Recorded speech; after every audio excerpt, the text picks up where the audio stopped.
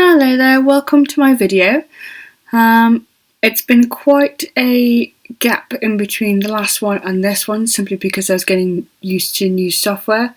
I kept switching from GoPro Studio, which kept crashing, which is much more of a beginner's piece of software, to Final Cut Pro. And it took a little while to get used to it, really. I believe I have now, and I'm ready to proceed with the video. So this was one of the first days of our adventure. We're still in Phnom Penh.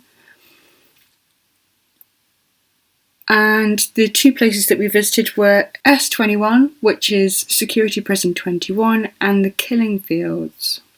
I took photos at both, so I'd just like to run through the photos really, and then wrap up with a little bit of niceness at the end of the video. Briefly about the history of the building of S21. Originally this was used as a place to keep torture victims, or in their eyes people who'd been working with the CIA or FBI. Originally this was a school which was taken over in 1975. The classrooms were used to store arrested victims who the government believed had been working with the CIA or FBI. One of the main chaps who was running this outfit was a chap by the name of Kaeng Goek Yev. I'm not 100% sure on the pronunciation, but I will leave a link to the information, or any information that I've sourced, down in the description. His main alias was Dutch. He started out as a glasses-doting, well-educated teacher. The majority of people running this whole movement were all educated in France, so they all had very good educations, very good backgrounds. Quite a few of them wore glasses. Now later on, any kind of education or skill, or even wearing glasses, became a sign that someone was within the resistance or working for the Americans. If you were educated or did have a skill set or did wear glasses, you were immediately arrested. Getting arrested was a sign of proven guilt. If you had a wife, she would be arrested. If you had children, they would also be arrested and all brought to the various security prisons for interrogation. As the south of Cambodia is a seafront, anybody who came within the jurisdiction of the Coast Guard, I don't know if that's called Coast Guard, of Cambodia, would immediately be arrested and taken to one of these torture places to find out. Most of the time it was people who had accidentally come into the waters.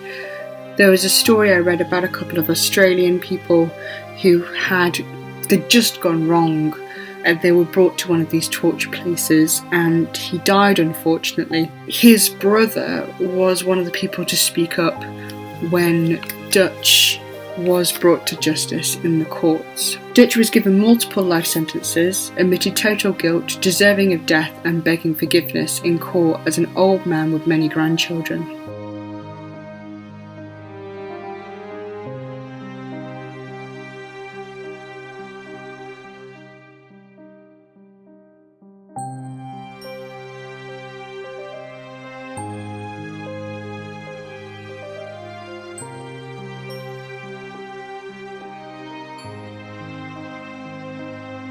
The school was converted by blocking vents and adding shutters to try and prevent all the horrific sounds getting out. Of course, because it was in the middle of a city, the locals knew what was going on, but because they couldn't do anything about it through fear of arrest, it just carried on for as long as it did. The classrooms were converted into tiny cells, only just big enough to lie down. You had 2 tins to go to the toilet. And barbed wire was added to the higher floors because people kept throwing themselves off to commit suicide.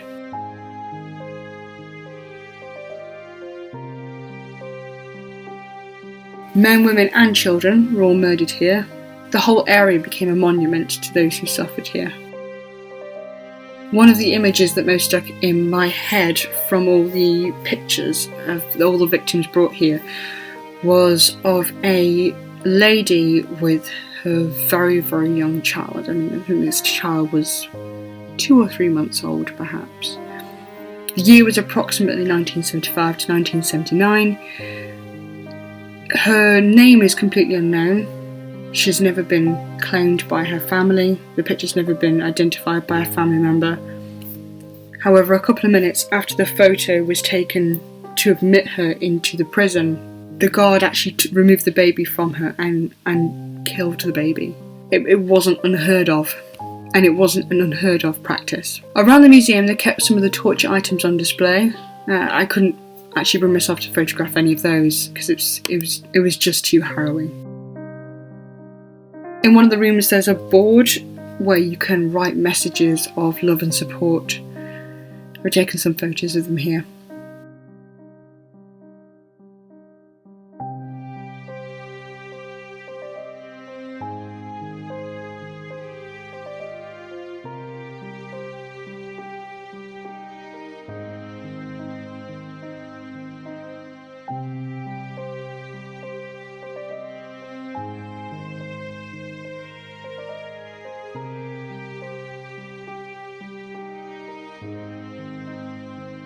Next we went to the killing fields.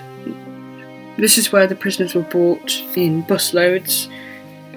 As bullets were really expensive and war was very, very costly, they had to kill people with things other than bullets. So you had serrated blades from local trees. You had people being bludgeoned to death. You had people having their throats cut.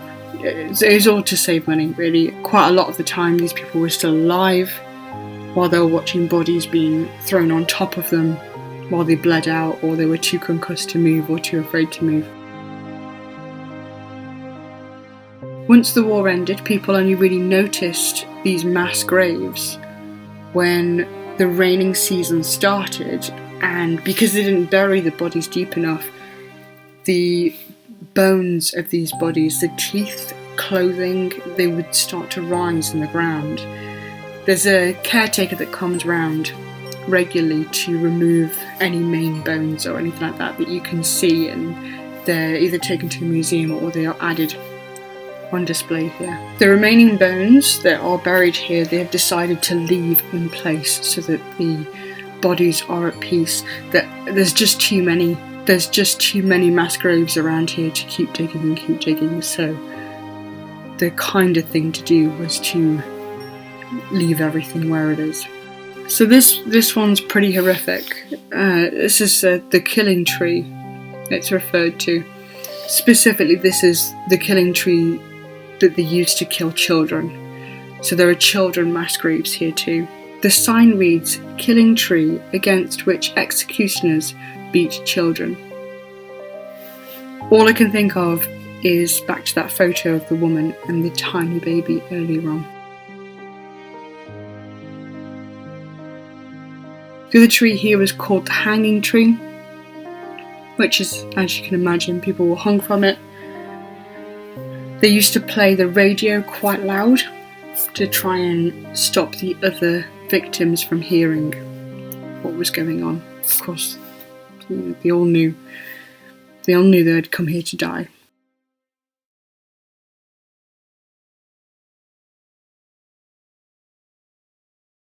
That pretty much wraps up our day. We decided to end the day by visiting the historic Hilltop Buddhist Temple complex. We only really had a few photos from it, as I'm sure you can imagine we weren't in much of a giggling, smiling mood after seeing how awful the human race can be to itself.